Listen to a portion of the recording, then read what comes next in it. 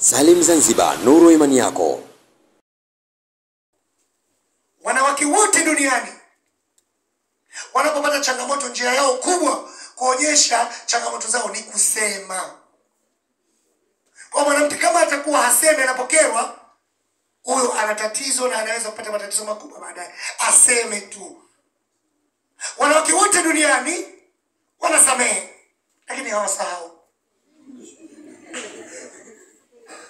Wanawake wote duniani, sehemu ambazo muhimu katika maisha yao sio mioyo yao, sio siri zao. Mwanamke akitendo hapo kwa bodaboda tu anaweza kumhadisia, wanaume watu, mume wangu umemkuta na mwanamke, atasema.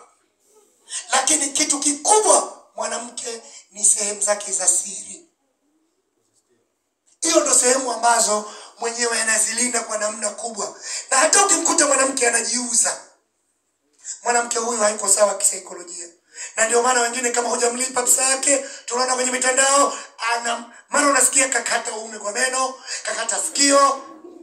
Na akili zao haziko sawa. Wewe saa 4 za usiku unaenda kwenye makaburi kufanya ndo akili hiyo? Kwa hiyo hata mwanamke ukimkuta anafanya tendo lile, basi ujue huyu hata akili yake imeathirika. Na ukimvuta umwambie kuhadithie kwa nini kaingia, ataanza kulia kwanza, halafu ndo atakuhadithia. Kwa hiyo yako mambo dunia nzima yanakuwa distinctive kwa wanawake tu. Asante. Ulizungumzia kuhusiana na habari ya kumilikika mwanamke. Ulizungumzia maelezo yalitoa mingi kwa mwanamke. Je, kwa mwanamume hakuna nafasi hiyo nayo ya kumilikika? Asante sana. Mwanamume kwa mujibu wa dini yetu hii, kwa sababu ukisema kumilikika maana yake unakuwa ni mtu wa mtu huyu. Sawa? Ndio kumilikika huko. Lakini mwanamume si tuna fursa huko katika dini. Kitu kikubwa utunze heshima yake kama mke tu. Kwa kusema kumilikika, mwanamke amilikiwe na mtu mmoja na bwana wake amtii. Mwanamume ana uwezo kuoa. Siku mwanamume atataka amilikike, aendeshwe na mwanamke, atoboi. Dada yako yule, mie hanipendi, mwanangu anaumwa, kwa anaumwa huyu, mmeambiwa mama yako ndio alofanyia hivi na wewe upo tu.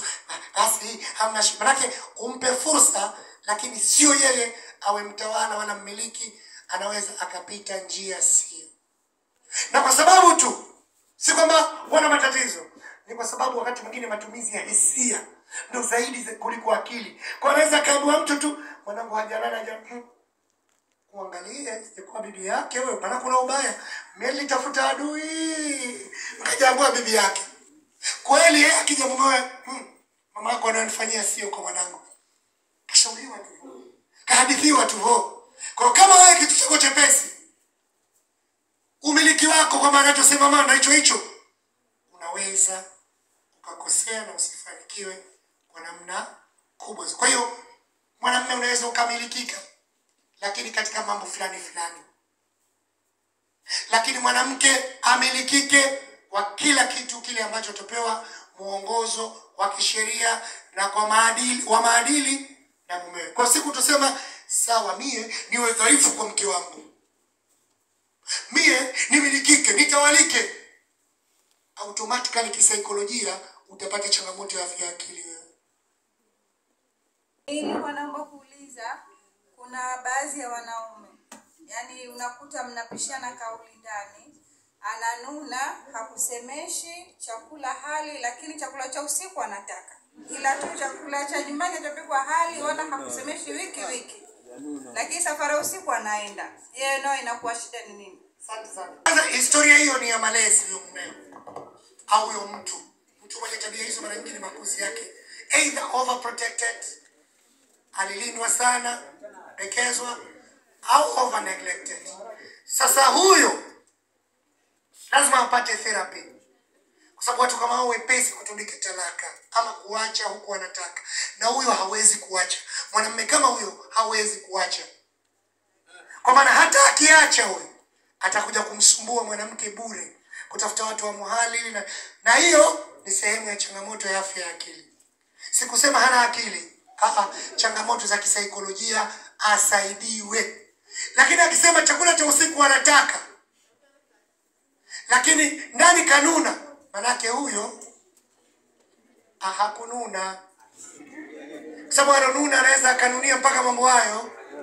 Kwa hiyo asaidiwe tu kisaikolojia. Basi asaidiwe kisaikolojia. Hiyo ndio changamoto kubwa aliyo, na mfanyie tafiti huyo mtu kama unamjua, almost a single mother wako hivyo.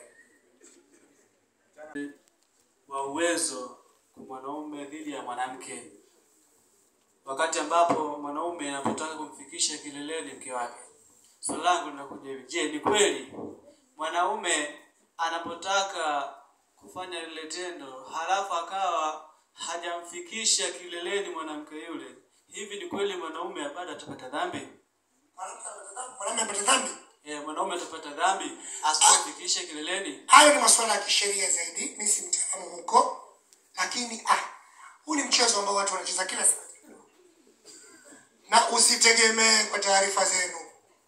Wanaume tunataka sivyo, kwamba kila siku mtu atafika, never ever. Kuna siku anachoka. Pengine jana umedu, juzi umedu, na leo unadu, na ushamkera. Manake wewe unamaliza yeye hajafika popote. Hiyo inawezekana kabisa, sio kila siku hivyo. Lakini kama mama atapata maandalizi, umemsaidia kazi kidogo asichoke sana, umempa maneno mazuri, umekula vizuri, umemwandaa vizuri, na yeye kajiandaa vizuri, naam, basi mambo yataenda vizuri. Ila kuna angalizo. Vijana wengi ambao kabla hatukoa tulikuwa tuna tabia ya kujisaidia wenyewe, kujichua. Mara nyingi tunapata changamoto hizo za kufika kileleni mapema. Kwa kama kuna watu walikuwa na kamchezo yuko, waache. Kabla hawakuingia huko katika ndoa, ujitahidi. Tumia dawa za kisuna na usifanye, kuna madhara. Mbegu za uzazi zinaweza zikapungua, sperm count. Ukapata shida hata katika kizazi baadaye. Siku mkeo ambao ukapata hedhi, hajisikii, unaweza hata ukajikumbushia kipaji chako cha asili. Kwa hiyo si michezo mizuri. Kuwa na hasira sana, utapoteza. Changamoto hizi utazipata za kiafya na za kisaikolojia. Hilo nalo linatokezea sana katika maisha ya ndoa.